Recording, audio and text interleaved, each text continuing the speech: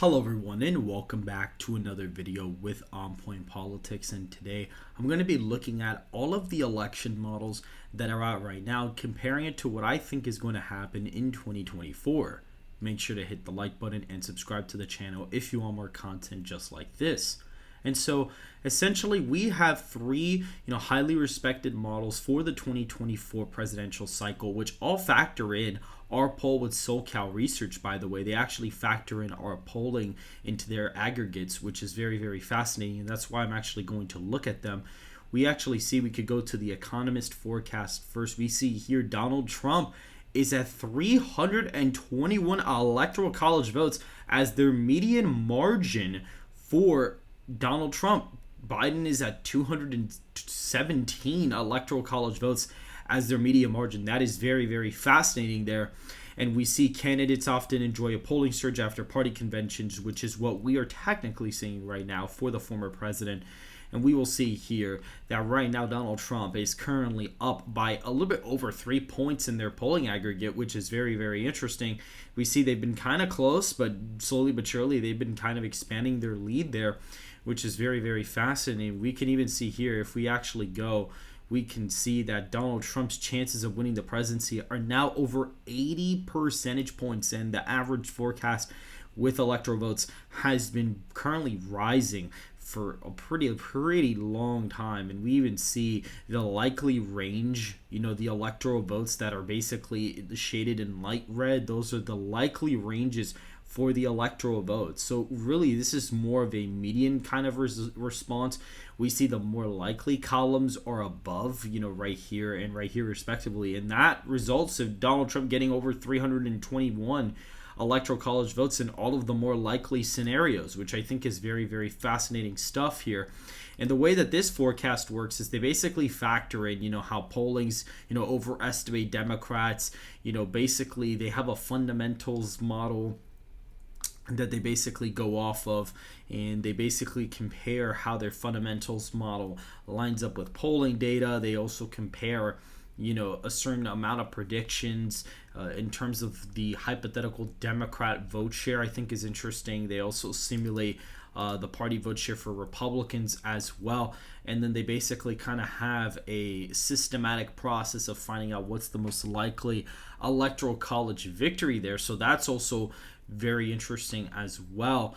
And we see that Donald Trump is doing extremely well. Even in a place like Wisconsin, we see right now their forecasted margin is Trump plus 4, which is very fascinating. We actually see that the lowest, at least the most, basically the best case scenario for Biden in Wisconsin is 8 points. Trump's ceiling in Wisconsin is plus 17. So that's very fascinating. I doubt any model would have had that a while back. We even see the popular vote margin here has really expanded, and his chances of winning Wisconsin are very high. If you were to basically map out what their electoral college map looks like, this is basically what you get. They actually even have New Hampshire going Republican, believe it or not, which I think is very fascinating. If you actually go to their statistical model, you actually see New Hampshire, Donald Trump, 53 in 100 chance of winning for Donald Trump. So he is currently the favorite. I mean, it's a toss-up, but he's currently a favorite. And if you look at the states that are the toss-ups, you have Minnesota, Virginia, and New Hampshire in that category. If you were to basically draw out what their electoral college map looks like with their toss-ups, this is effectively what you get in the electoral college. You get Joe Biden, starting out basically 198 electoral college votes, with Donald Trump's 313, and you have about 27 toss-up states, which include Minnesota, Virginia, and New Hampshire. And all of these states are toss-ups in my forecast. I mean, all these states are decided by less than 3 points in my election model. We're going to be able to kind of draw up my map here really quick to kind of go ahead and see where I have the election standing. But essentially, that's not that far off from what I actually have in terms of a kind of a toss-up map. Now, certain states like Colorado, Illinois, I think there's a much greater chance for Trump to win them. I don't think he's the favorite, but I definitely think he heavily favored, or not heavily favored, but he has a higher than 10-20% chance. I think he actually has about a maybe possibly 40% chance of winning Colorado. His chances there have gone up dramatically since just a couple years ago, and we see that Donald Trump, at least in my prediction as of right now, is winning in an electoral college landslide. He essentially reaches 347 electoral college votes, and my model is more of an exact model. It's not necessarily a model where you estimate the chances of where the candidates are going to get. It's more of a mathematical model that predicts the exact margins in the electoral college, because that is what the goal of the model actually is. However, these models are more percentile chances per se. If we go to Nate Silver, this is the person who used to do the 538 forecast, and apparently it is very similar to the old model, except certain things for COVID have been removed. We have removed COVID provisions introduced for 2020.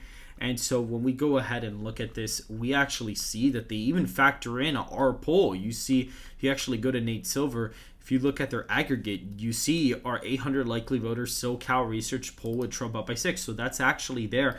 And their rating for their influence is actually higher than even Emerson College, which I think is very, very fascinating to see that the poll is actually the third most influential in the aggregate. You see, if you keep going back, I mean, right now, it's currently in the top 3. So that to me is very, very fascinating that is the case. And if you look at the popular vote, or at least the chances of winning, I mean, Donald Trump is at 74% chance.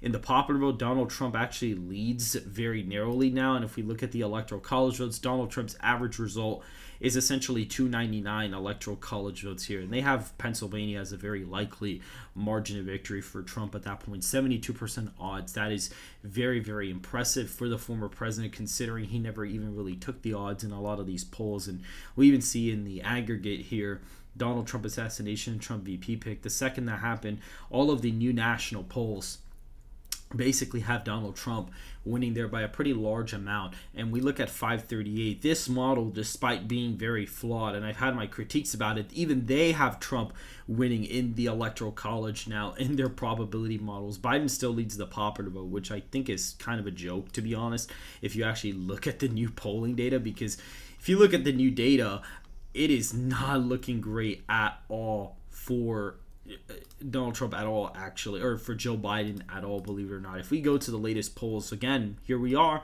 SoCal Research with On Point Politics, no rating, of course, because we never existed for an election cycle, but Trump is up 6 percentage points in our poll there. And really, if you look from all of the polls that really have come out ever since the assassination attempt, so technically the Reuters poll is the first exact poll to come out post-assassination attempt.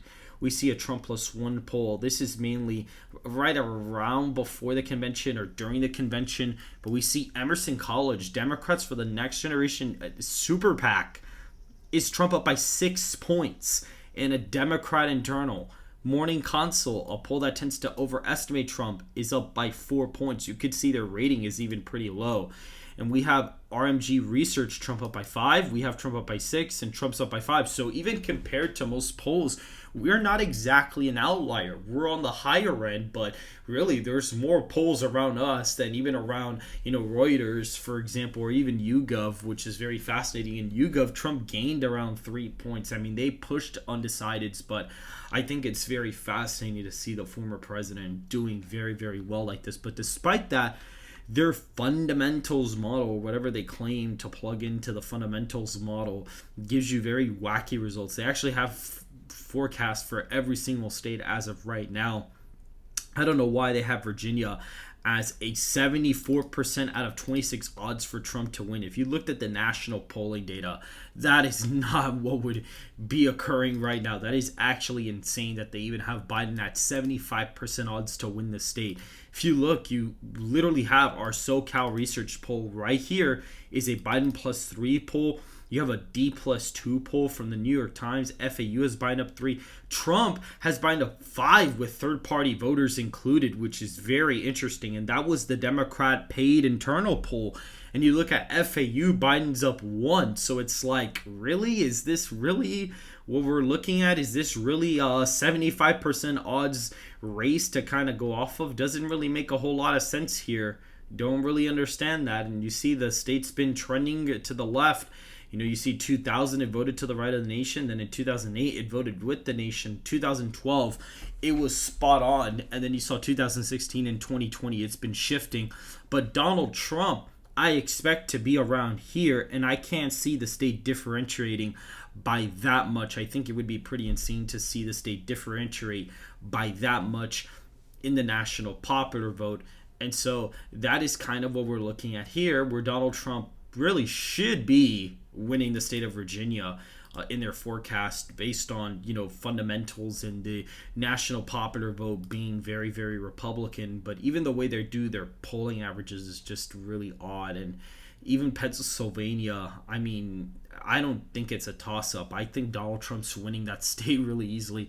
I definitely don't think it's a tilt margin, but this is their map. This is their map. They have Donald Trump with 287 electoral college votes to Joe Biden's 251. But just to prove the point, even 538, a very flawed Democrat-leaning leftist model, even has the former president winning. Now, they could easily flip back Pennsylvania and have Joe Biden winning the electoral college, but this is what they're showing right now with Donald Trump with 287 electoral college votes to Joe Biden's 251 electoral college votes. And I mean, those are basically all of the latest models right now for this cycle. This is my forecast. Donald Trump getting 347 with Joe Biden getting 191, with basically Maine, New Hampshire, Virginia, New Mexico, Maine, and Illinois all being toss-ups. Anything under 3 points in a battleground rating would effectively be a toss-up. And we can even go to my Twitter actually to kind of look at this, because I did actually post a battleground map for this election. So after consideration from our latest national polls, the election model we used to predict this election, what has been factored in to the model, previous errors and previous state results and trends, as well as state polls. This is the battleground map. I estimate the popular vote to be anywhere from Trump plus 6 to 9. Electoral college, Trump at 341 to Biden's 167 electoral college votes. And then Donald Trump, the House gets around 230 to 40, and then you have the Senate estimate at 54 to 57 electoral college votes at this point. And then the SoCal Research, national polling, the 2020 sample has Biden up 5 points, and then you look Donald Trump up 6 points on Biden, Trump up 8 on Kamala Harris, and we see here that the former president basically has 313 electoral votes in his safe column ready to go. 28 electoral votes that are under 8 points, those being Minnesota, Virginia, and New Mexico, and toss-ups being a 3-point victory or less, and less than a 60% chance for either candidate to win. Those being, Colorado, New Jersey, New Hampshire, and Maine at large. Those are the states I believe are the toss-ups as of right now. Illinois may even join that column pretty soon, which would be very concerning for Joe Biden as of right now. But this is effectively where the battleground forecast is for this election. I believe this is an election where Donald Trump is in a very strong position nationally, is going to be able to go out there and really be able to expand his electoral map. He's even sending Vance to Virginia by himself. Vance actually has a solo rally in the state of Virginia, and I think it's going to be smart to strategically place Vance in deeper, bluer states to kind of give J.D. Vance a more appeal to some voters. And what's pretty interesting is that the CBS poll actually has 56% of Americans, either satisfied / enthusiastic over the J.D. Vance pick, or essentially that's his approval rating. So effectively, Donald Trump, J.D. Vance outruns Donald Trump on approval rating by 15 points. So for those who say, oh, his electoral viability is actually super low, is definitely not true, because the fact he even has a majority of the electorate that is satisfied with his pick as VP is actually very impressive as of right now. And so that's basically it for this video, guys. This was looking at all the election models and seeing who is improving in what places. If you guys did enjoy this, please make sure to hit the like button and subscribe to the channel if you want more content just like this. And I will see you guys in the next video.